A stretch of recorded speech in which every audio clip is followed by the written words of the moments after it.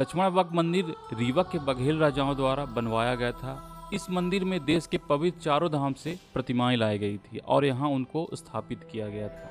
इसके मुख्यतः दो कारण थे। पहला, रीवा क्षेत्र चारों तरफ से पहाड़ों से घिरा है, जिसके कारण तीर्थ यात्रा में कठिनाई आती थी। लोग कहते थे जब कोई चारों धाम की यात्रा में जाता था तो परिवार के लोग ये मानते थे कि वह अब दोबारा वापस नहीं आएगा। इसलिए यहाँ पर चारों धाम के देवी देवताओं को स्थापित किया गया था। दूसरा कारण था महाराज रघुराज सिंह के गुरु मुकुंदाचार्य जी को देश के प्रमुख महंत के रूप में स्थापित करना। हम आपको बताने जा रहे हैं आज लक्ष्मण बाग मंदिर के निर्माण से जुड़ी कुछ रोचक सत्य घटनाएं। बात उस जमाने की है जब रीवा में बघेल राजाओं की हुकूमत थी। उस समय रीवा के युवराज और महाराजा विश्वनाथ के पुत्र रघुराज सिंह थे। ऐसा माना जाता है कि युवराज रघुराज सिंह जब 17 वर्ष के थे तो उन पर प्रेतात्माओं का साया आ गया था, जिसके कारण उनका स्वास्थ्य खराब रहने लगा।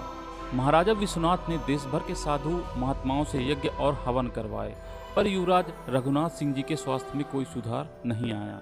इन सब बातों को लेकर महाराज विश्वनाथ सिंह काफ़ी परेशान रहने लगे और उनको लगा कि युवराज बिना गुरु मंत्र लिए ही परलोक सिधार जाएंगे।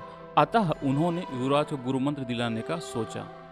उन्होंने देश के प्रसिद्ध स्वामी प्रपन्नाचार्य को 1840 में रीवा आने का निमंत्रण दिया ताकि युवराज को गुरु मंत्र दिलाया जा सके।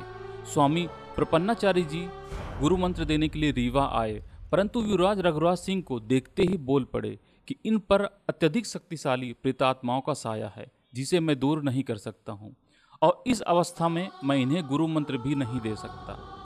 उन्होंने कहा कि मेरे गुरु स्वामी मुकुंदाचार्य जी ही आपको इस समस्या से निजात दिला सकते हैं। तब महाराजा विश्वनाथ सिंह जी ने स्वामी मुकुंदाचार्य जी को रीवा आने का निमंत्रण दिया, परंतु वह नहीं आए, किंतु बार बार महाराज के आग्रह किया और अंततः वह रीवा आए।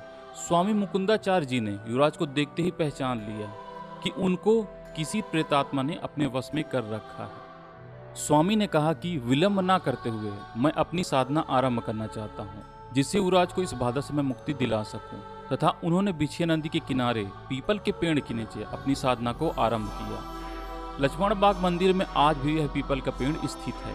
21 दिनों की कड़ी साधना के बाद साधना समाप्त हो गई तथा युवराज पूरी तरह से स्वस्थ हो गए।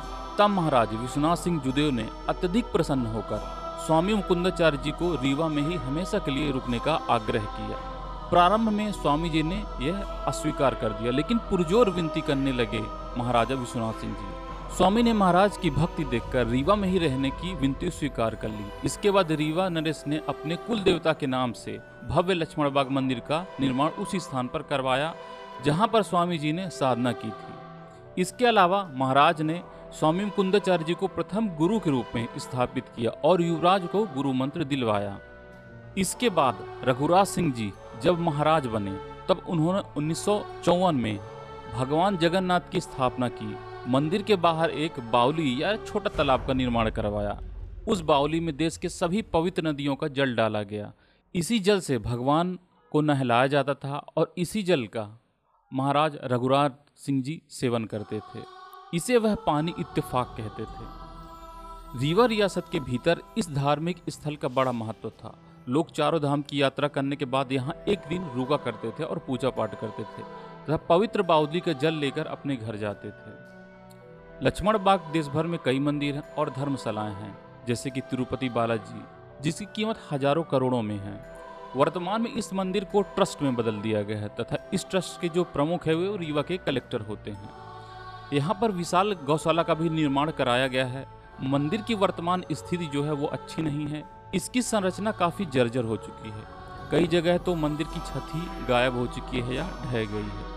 यदि प्रशासन इस ओर ध्यान दे तथा इसकी मरम्मत करवाए तो आज भी यह पर्यटन का प्रमुख केंद्र बन सकता है।